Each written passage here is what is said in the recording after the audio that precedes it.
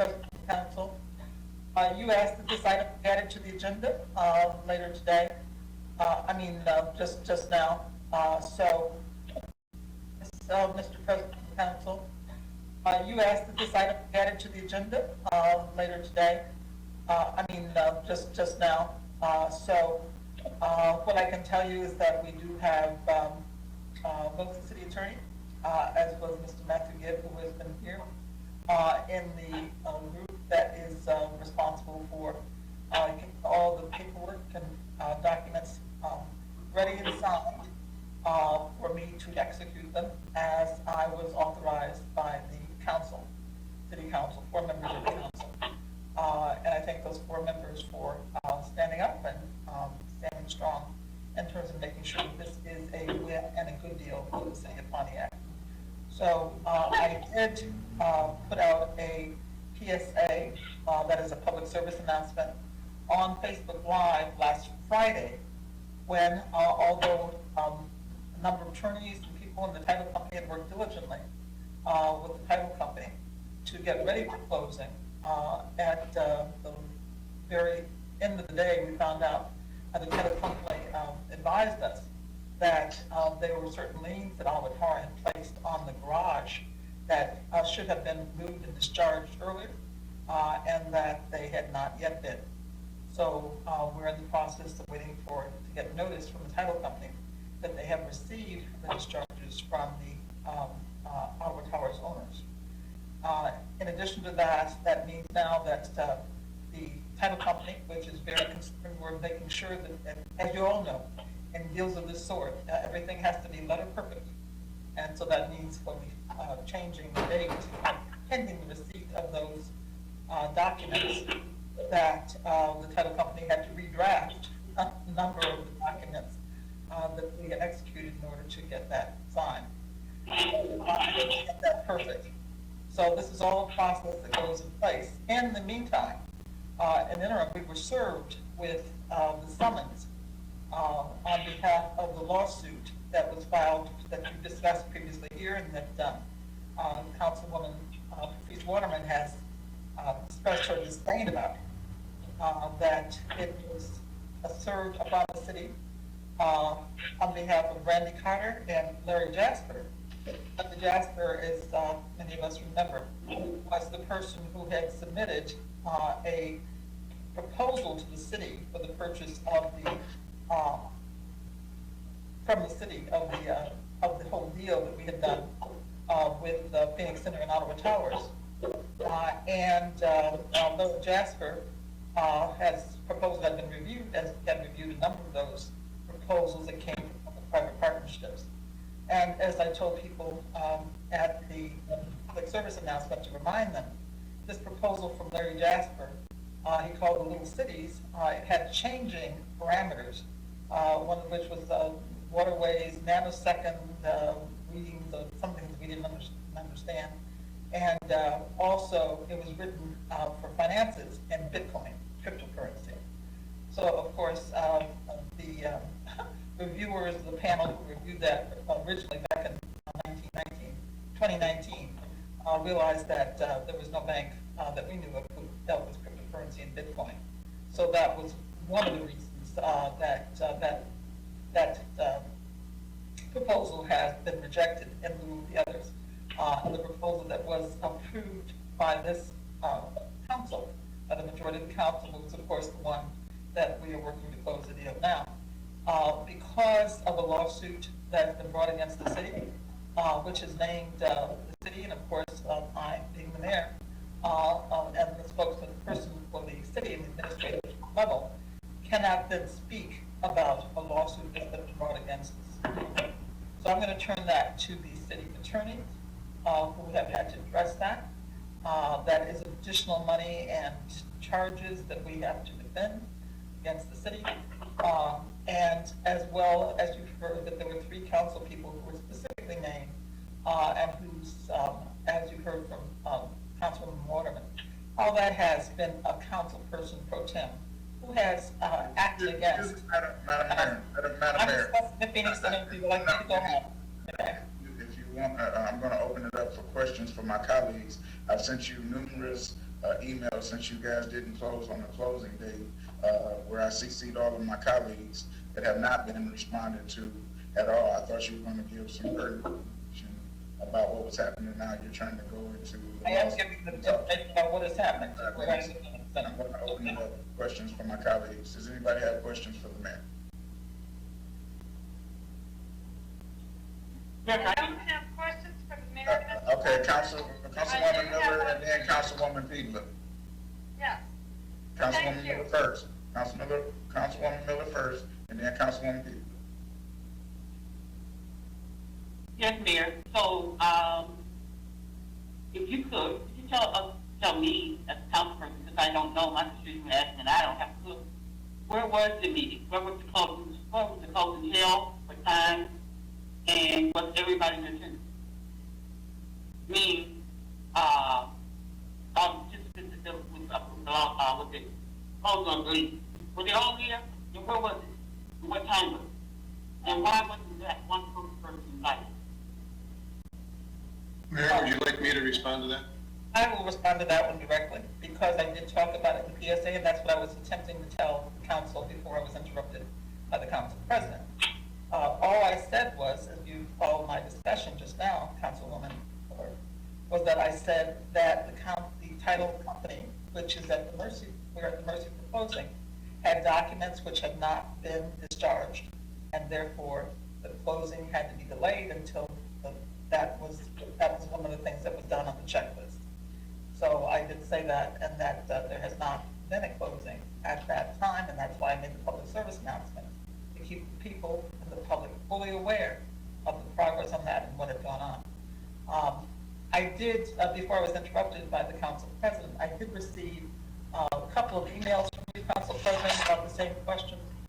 Some of them, and I brought the city attorney here to address those questions. I think it's better coming to the city attorney, particularly anything related or remotely related to the lawsuit.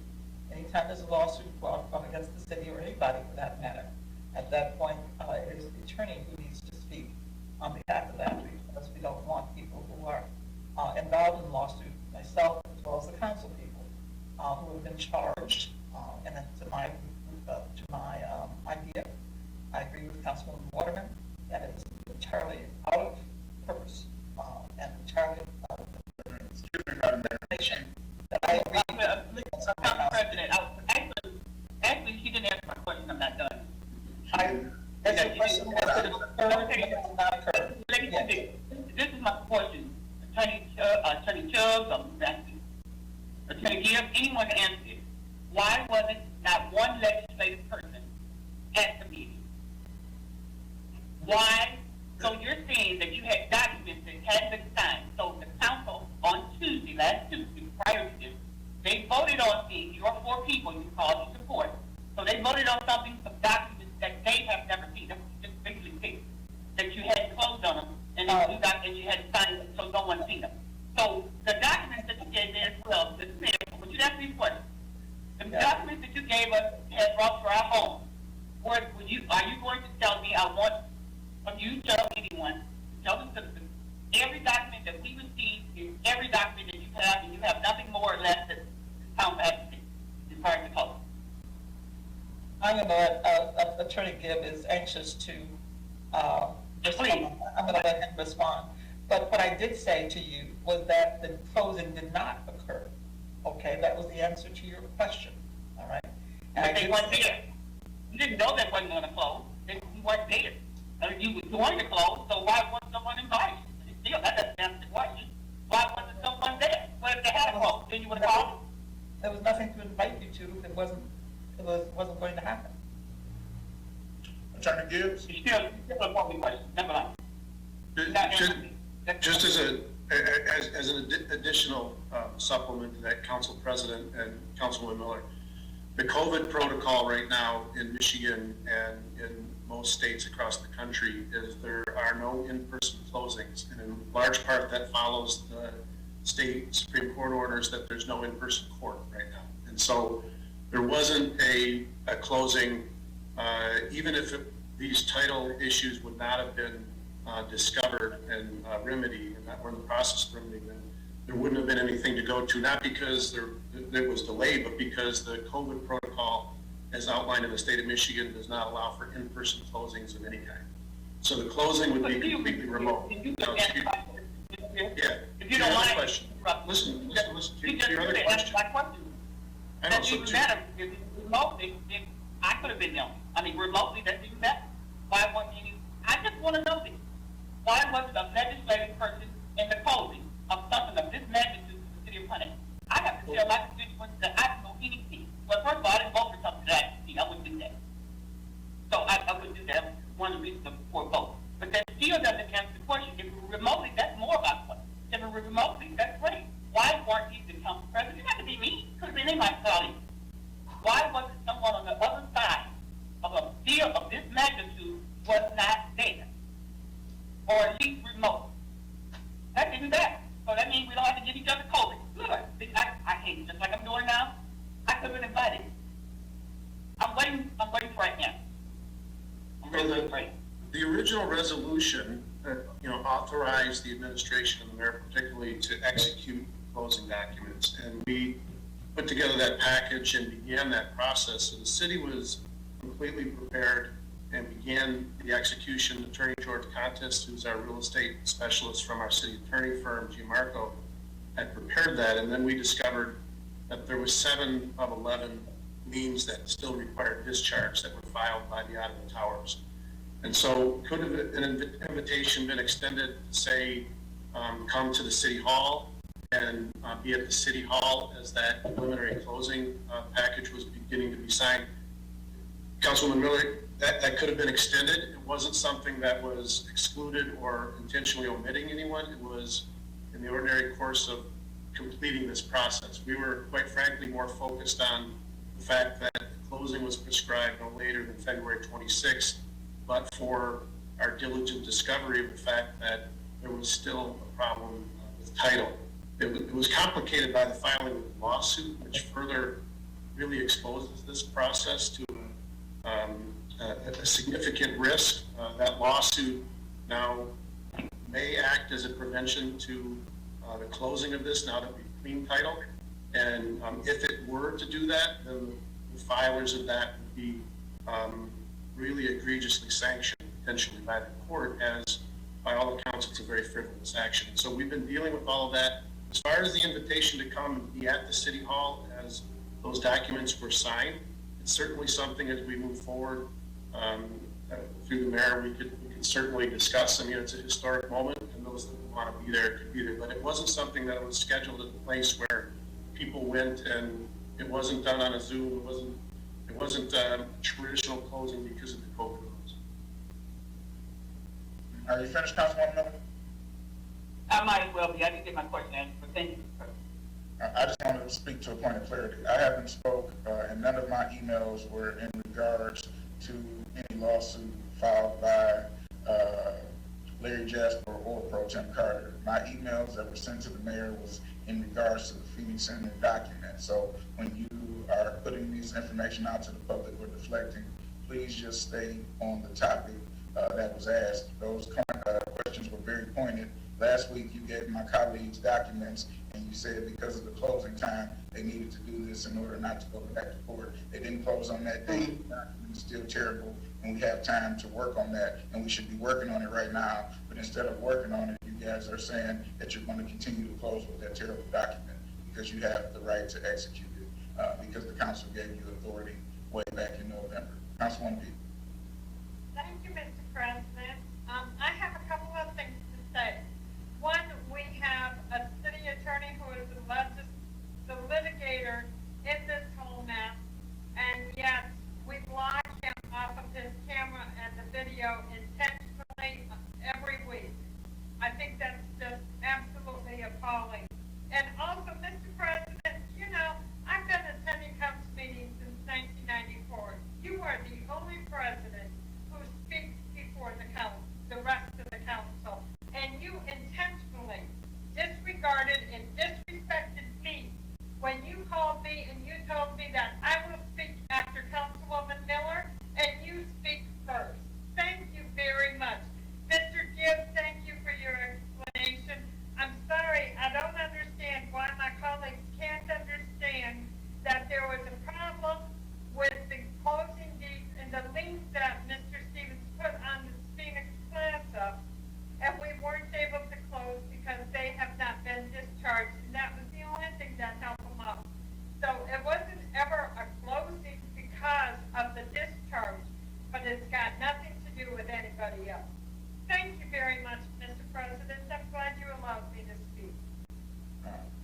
again, I will clarify these statements and personal attacks that Councilwoman People, the only one who's not signed the ethics, the code of ethics for the city council, continues to do every week. Every Right. time there's a vote that she disagrees with, there comes personal attacks every week. So I've been. That's a fact. You speak, no other president just spoke before any of the other council but you. No other president has endured the raising of voices and everything else without civility as much as I have. And so I'm glad that everybody's able to see this and we're on Zoom, but this is not dignity and decorum. And so the personal vendetta you have against me is not going to deter me from talking about this $24 million deal that the It's your Phoenix. disrespect So against me. Attorney Sharp, thank you very much. Okay, so I guess my question would be, first of all, I heard the reason for the closing not taking place, and I heard the fact that you said that it was basically going to be remotely, but it kind of sounds to me as if you had heads up before that date that those documents were not in place, and so therefore it couldn't close. So my question is also, with Dearborn Capital, did they in fact come to the table with the $7.4 million? First of all, that's the first question. I'll wait for the answer. We'll answer that. Documents were ready. We were not notified by the title company, which is responsible then for checking all the documents. All the documents that we had, that had been prepared for the closing had been circulated to the council members. By your request, the ones of you requested, we had hand-delivered them to your front doors. So you had all the documents. We were not aware of the discharges not being completed until I wasn't aware until the afternoon when we were supposed to close. I guess some of our attorneys had been notified late that night before. So at that point, the process, according to the title company, had to be delayed to finish that documentation, okay? Which only the Ottawa Towers attorneys could handle. They were the ones who were responsible for pulling the liens on. And I must say, if you talk about liens, these were the liens for all the repair work they had done when the city could not afford to do the repair work. The good thing about the deal that this council, by the majority, has voted on is that we will never have to ever, as long as this, the operators that we have on this deal do their part for the repairs and the maintenance of the Phoenix and the city of Pontiac taxpayers will never have to pay them for repairs or maintenance or upkeep of the garage. That is Okay, so for the city of Pontiac. That's a good thing. So the documents that were prepared, that were hand carried to each of your houses, so that you had all of them, now have to be changed because the dates have to be changed and whatever else the title company does, and that's why they get paid to close the deal. If anybody ever closed a house or closed a piece of property, the documents are luminous, and they all have to be letter perfect. And so that's what the title company has to take care of. And so there's nothing we can do but sit along until that process is satisfied.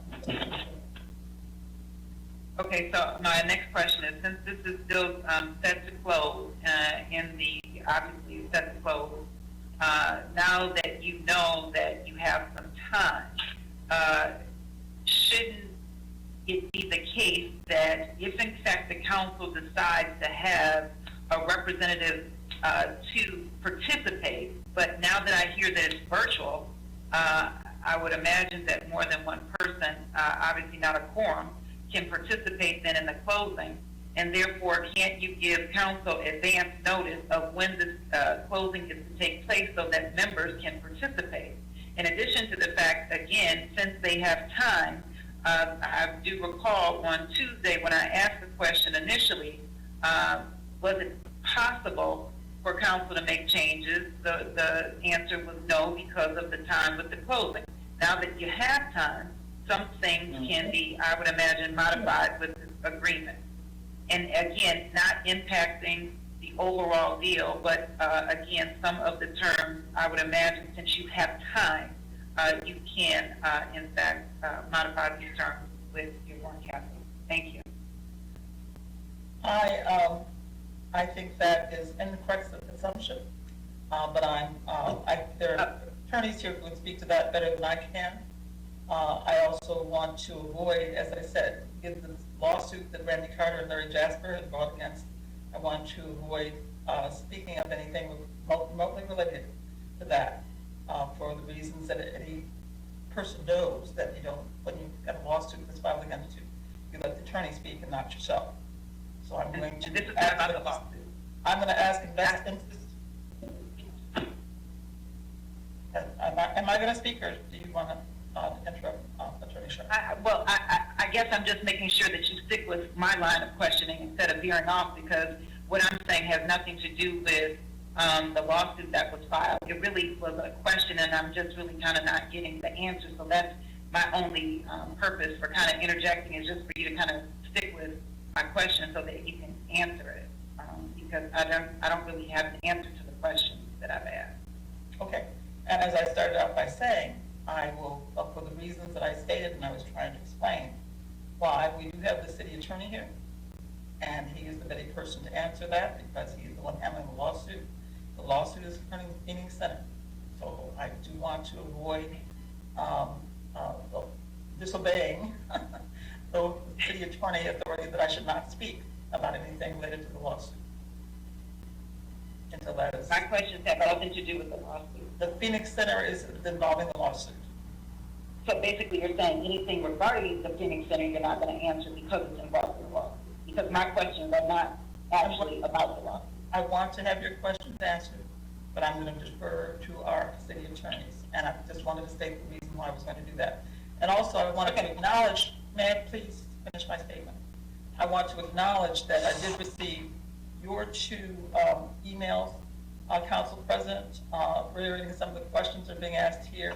And once again, I am referring those to the city attorney to answer because they may, and in any way, relate. And they could have answered it by email when those emails were sent out. They are here today. Attorney Chubb, I'm going to refer to, and I'm going to defer from answering any other questions that promote the way to the lawsuit. All right. Thank you. Mr. Gibb is raising. Hold on. Before Mr. Gibb, Mr. Chubb is also here as a city attorney. He's actually the one who's remotely handling the lawsuit.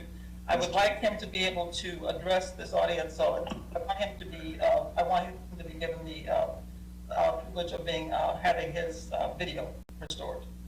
So we will wait, Mr. Gibb, until we allow Mr. Chubb to have his video restored. Okay, well, thank you very much for that, Madam Mayor. That's not going to happen. Do we want to move on to the next item? Because clearly, for whatever reason, we don't want to answer the questions with the people. Correct. Mr. Gibb keeps raising his hand. I don't know. Do you want to be recognized, Mr. Gibb? I do want Mr. Chubb to be given the city If attorney. Mr. Gibbs wants to speak, he can speak at the meetings. We have several resolutions that speak to this, and clearly, Madam Mayor, you don't recognize the resolutions that are done by the city council. If Mr. Gibbs wants to speak, you've been allowing him to speak for 6 weeks. Now, all of a sudden, there's some kind of confusion or other things. I want the city attorney to be recognized. He's handling the lawsuit, and he should be Not recognized. speaking on the lawsuit, we're speaking on the documents of the closed sale. I thought Mr. Gibbs was the counsel that was handling the deal with the Phoenix Center. Those are what the questions regard. There's been no questions about the lawsuit. They're both city attorneys. We've both been involved in this deal. Okay, so if you want Mr. Gibbs to speak, that would be great. If not, we can move on to the next item. Mr. Gibb, do you have something that's pertinent to any of the questions? I think I've lost sight of what the question is at this point. I was going to add about Ms. Sharp's question about whether there was time now to go back and change documents. The closing wasn't. I didn't say change documents. I said actually modify some of the terms in there, because that was so not the essential terms like you explained to me with the financials, just in terms of the time frame as it relates to Dearborn Capital. That was a real point of contention with the 100 years. And the only reason you said that couldn't be addressed is because of the time. You didn't have the time to do it.